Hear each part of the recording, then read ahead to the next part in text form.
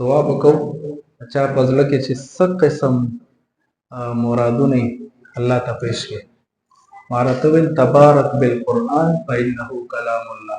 دا برکت والا مجلس پیش کړي او خپل حاجات په دې دعا کې بخل نه پکار.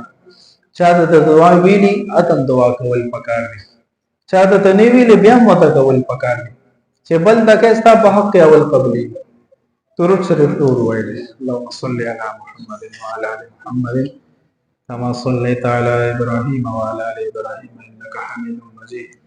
اللهم بارك على محمد وعلى ال محمد كما باركت على ابراهيم وعلى ال ابراهيم انك حميد مجيد.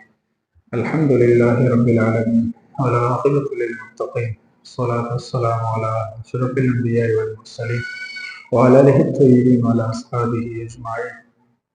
جزا الله عنا محمدا صلى الله عليه وسلم ما وقاه. اللهم أجرنا من النار. رب ارحمهما كما ربياني صغيرا. رب ارحمهما كما ربياني صغيرا. الله زمون صغيرا كبيرا ټول ګناهونه معاف کړي. الله قصدن عمدن سهوا یاد دې ټول ګناهونه معاف کړي. الله د دوانو جهان سره لګي نه وساتي. الله د دوانو جهان کامیابی کامرانی را نصیب کړي. الله علمی عملی اور مالی وسعت ترقی را نصیب کړي. الله موږ هیڅ چاته محتاج مکي. شرعي حاجات د خپل خزانو پوره کړي. یا الله څومره مسلمانان وفات شوي دي د آدم علی السلام نه والا تر اوسه پورې او د اوس نه د قیامت پورې د وفات کېږي.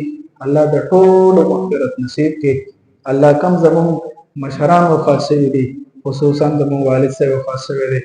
الله مغفرت کامل نصیب کړي. الله مغفرت کامل نصیب کړي. الله په موږ ډېر رحم شفقت کړي. خدای ته په رحم شفقت وکړي. الله خپل قرب او ځای ورکړي، ځای ورکړي. څومره زمون ترونه دي، زمون چاچګانې دي، زمون مرحومین دي، د ناس مجلس کې د چا خپل خپلوان رشتہ داران والدین وفات شوي، الله مغفرت کامل نصیب کړي. او څومره مشران موجود دي، الله د دې جان مال اولاد صحتونو کې برکت واچي. الله مونږ ته د دعا لپاره دې صحیح سلامت راته وساتي. یا الله زمون ډېر شي مسلې دي، الله ستا په علم کې دي، زمون په زړه کې دي. خپل فضل هغه ټولې مسلې حل کړي، حاجتونه پوره کړي، مشکلات هم ختم کړي. یا الله په خپل مابین کې زمون الفت محبت نصیب کړي، اتفاق اتحاد نصیب کړي. یا الله د بغض کې نه حسد نه زمون د ټولو حفاظت فرمایي. یا الله دا ختم کلام پاک په خپل درگاه کې قبول کړي.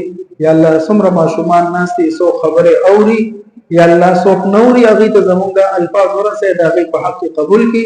دا هغه ټول ماشومان نه کمل صالحه قرآن خانه او بادین کړي.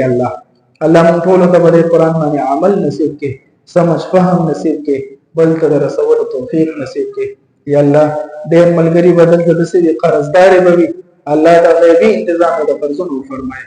الله مون ټول ته الله خپل خپل کورونه نصیب کړي.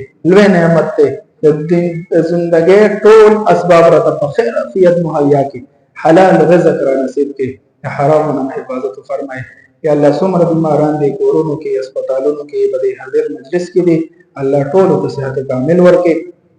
زموږ د مسجد مؤذن دی، هغه ته اپریشن هم لیکل دي او په کټ باندې پروت دی.